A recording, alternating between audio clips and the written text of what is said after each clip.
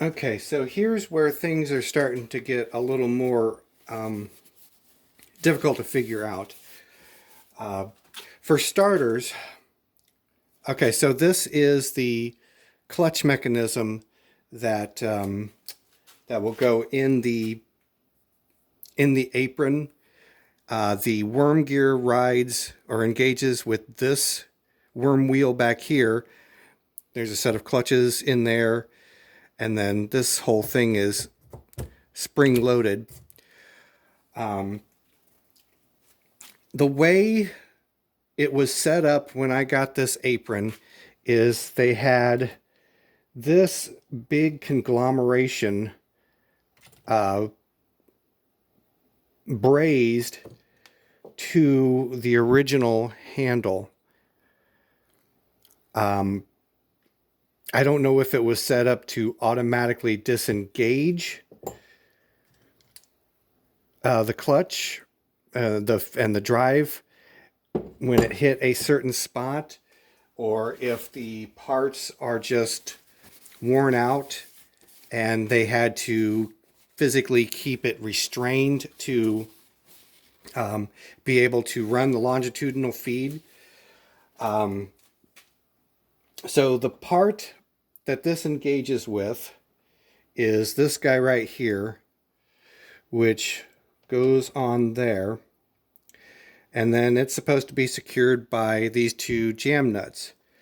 Now, it looks like it's supposed to be able to have a set of ball bearings riding in there, but I've not been seeing that on any of the other information that I've found online for it so far. So I'm going to omit that, and I'm going to try and turn this 3/8 inch washer down to a diameter that it'll set in here. And oh, before I forget, so this is not the original handle. I wound up having to cut the original handle off because I couldn't separate the brazing material. So basically this is just a, I don't know, 3.5 inch long bolt that I chucked it up in the lathe, and I turned the head down until I got a pretty tight interference fit with this original center section, and then I just hammered it the rest of the way home. But so far it looks like it's going to work out really well. It's in there pretty darn tightly, so I think it's going to stay. One of the things I've seen another YouTuber doing is measuring the height. Well, actually, I didn't see him do it. I just remember him talking about that these nubs are supposed to have or these ridges are supposed to have about a 40 thousandths height. So what I did to determine how close I was on that was I took a flat edge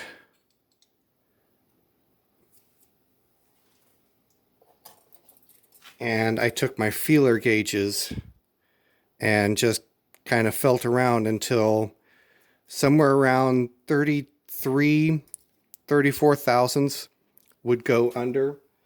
So it's not terribly far off of, where it's originally supposed to be, but we'll see if it'll work, if I can get, clutch engagement with this thing.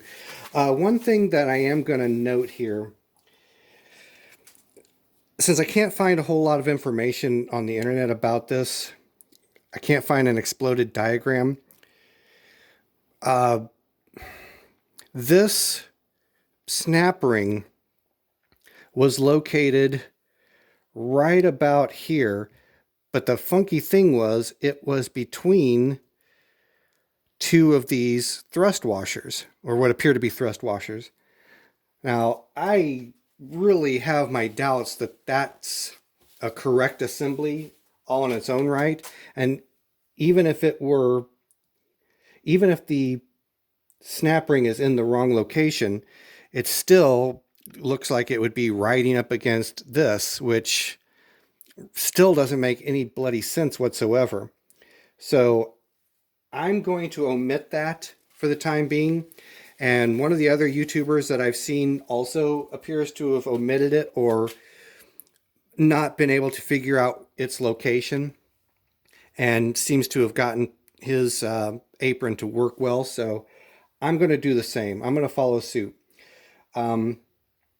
What I'm going to do from here is I'm going to pause the camera. I'm going to go see if I can chuck this in the lathe and if I can turn this down, this washer down about 150 thousandths or so, and see if I can finalize the assembly of this at least. So here, I'll be back in just a couple seconds.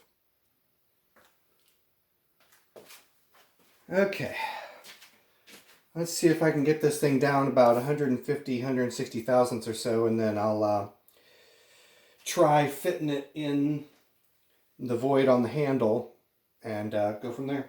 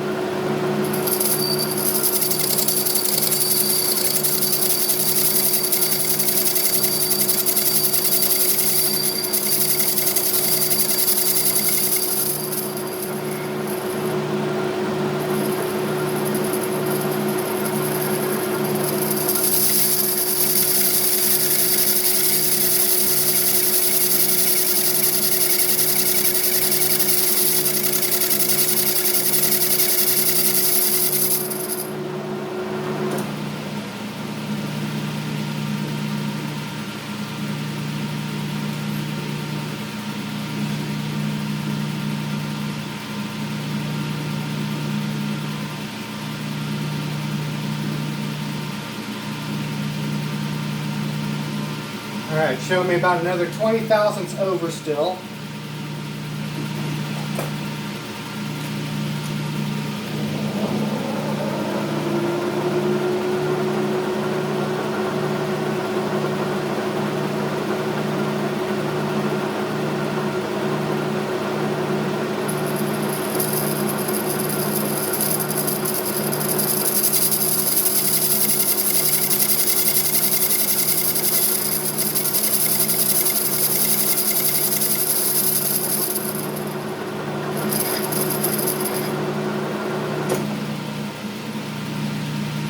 So I dialed in 20 thousandths so I could maybe have a little bit of clearance.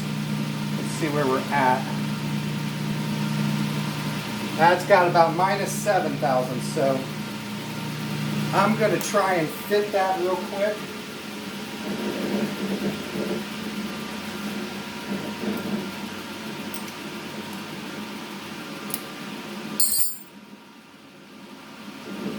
Plenty warm, so let's see if it'll fit in here.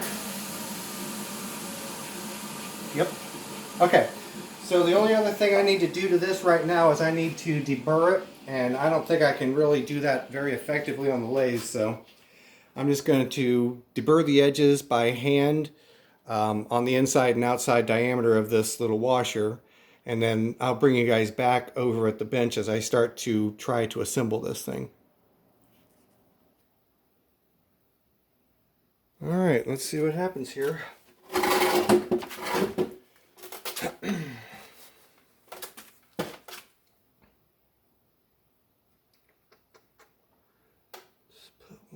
On there to keep everything from falling apart.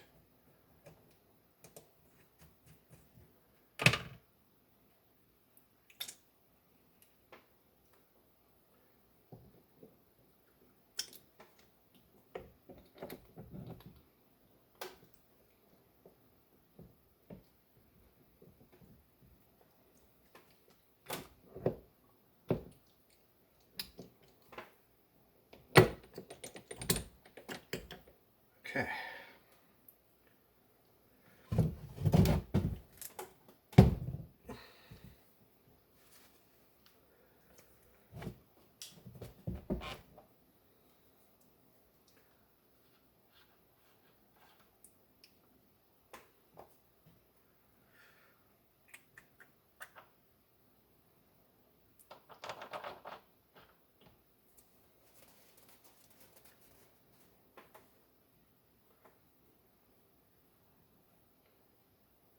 Oh, I left the handle over on the lathe.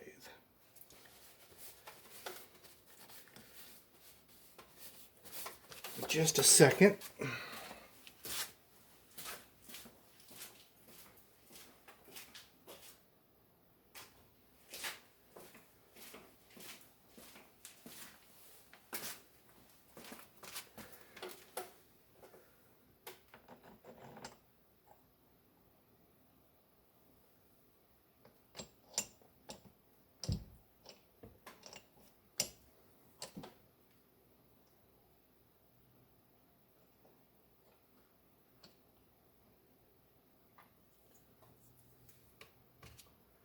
There's my new washer.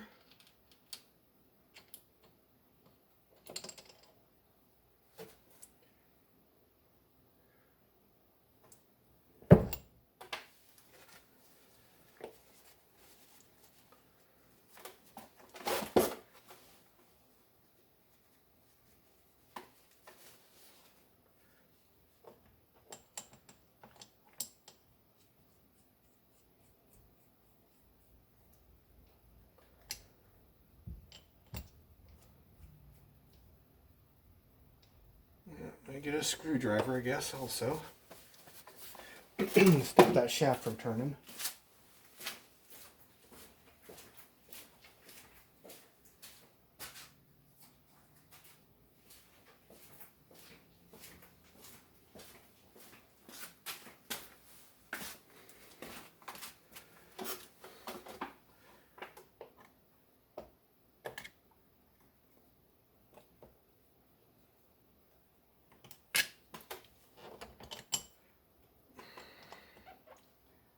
One of those things where I need 3 hands.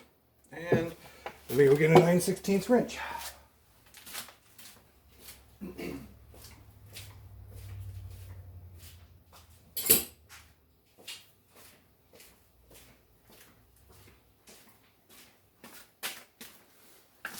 Now it is starting to look like it could use a little more something in there, because I'm going to wind up with this nut way down in this thing.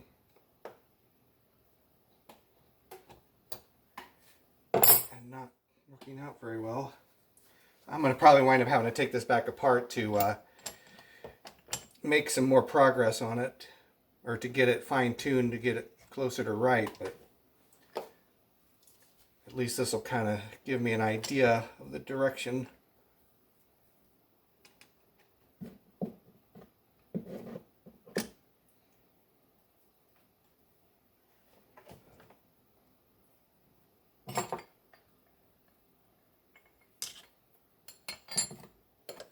Definitely need more hands.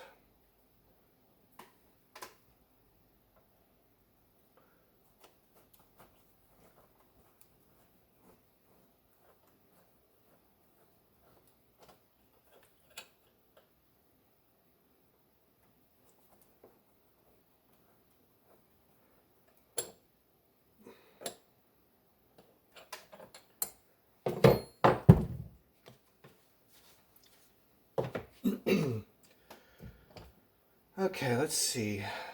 I'm definitely gonna have to add something in there to make up more space. Otherwise, I'm never gonna be able to tighten up these nuts, these locking nuts. So I'm gonna go ahead and pause the camera while I sort out this little part of it and see what I come up with as far as adding a little bit more thickness to that. Okay, I think I know what I'm going to do here now. I'm just going to add one or two of these split wash lock washers and see what that does for me. One is definitely not going to be enough. Two might be okay. Let's try that.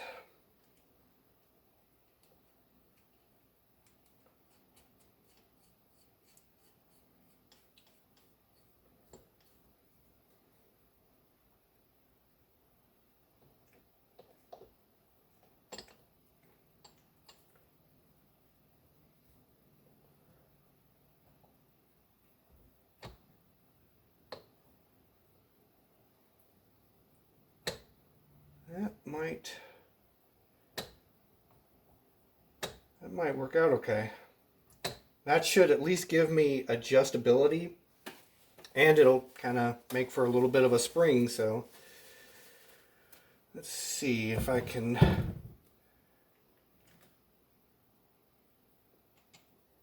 So there, the clutch is slipping. There, the clutch is engaged.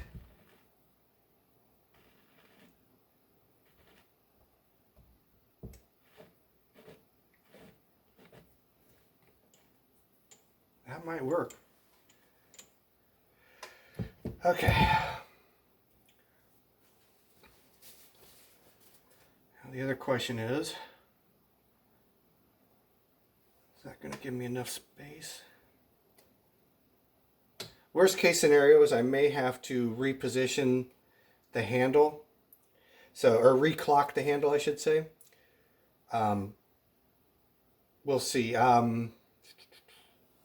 Actually, I wonder if that should be 90 degrees out, so that shouldn't make any difference. The part within the apron that has the two mating holes for the pins that this lower piece engages into, I don't know if it can be rotated or clocked, but worst case scenarios, I'll look into that, but I think I can get there from where I'm at here. So I'm just going to get this part the rest of the way put together and at least tentatively snugged up so that I can have one thing in my life that's almost finished.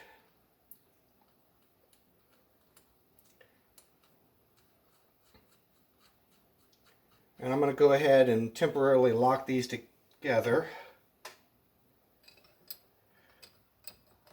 Or I'm going to try to anyways, if my wrenches are thin enough. Okay. Alright, so the next thing I need to do is finish a few little odds and ends to get these two pieces mated together. One of which being I need to get a thin coat of RTV sealant or something in here so that it'll won't leak out all of its lubricating oil, but I don't know if there's much reason to bother showing that on camera because it isn't going to be a whole lot more than putting one more gear in between the two pieces and mating them together. So I think this is going to be a good place to end the video. I need to also eventually make a handle for this. I'd kind of like to make one that mimics the original plastic ones out of aluminum. So we'll see. It'll probably be something that'll take me another year to get around to, but just having it to this point is pretty exciting. So I'm going to stop the video here and I will catch up with you guys later.